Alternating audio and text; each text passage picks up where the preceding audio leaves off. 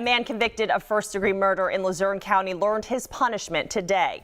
A judge sentenced Kenneth Evans to life without parole. Evans shot and killed Shantique Goodson last year after an argument outside the troubled Sherman Hills apartment complex in Wilkes-Barre.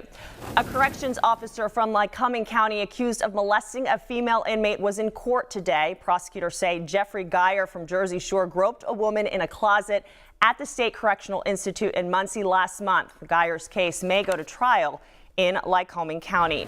The owner of a trucking company in Lackawanna County says his business is out $150,000 after someone stole a truck and trailer full of blue jeans. The theft happened at Narrow Trucking near Daleville earlier this week.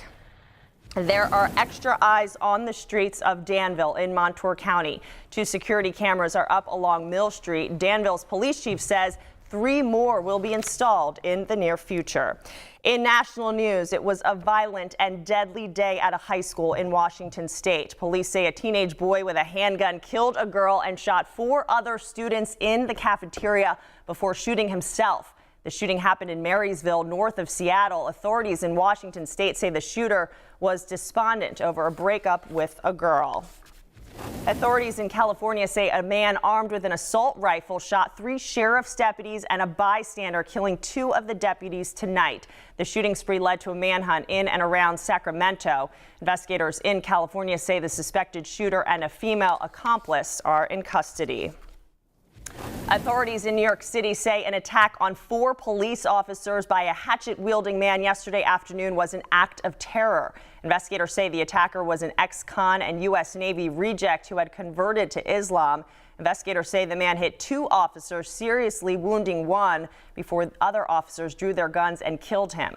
A bystander was struck by a police bullet and is recovering. Officials from New York and New Jersey today announced new screening procedures for airline passengers coming to the U.S. from West Africa. This comes after a doctor who treated Ebola patients overseas tested positive for Ebola yesterday in New York City. The doctor is in isolation in a New York City hospital. A nurse from Texas who is now Ebola-free got a hug from President Obama today. Nina Pham was treated at a hospital in Maryland and toured the White House before heading home to Dallas. Newswatch 16 has learned Judge Ronald Viken, the longest-serving judge ever in Monroe County, has died.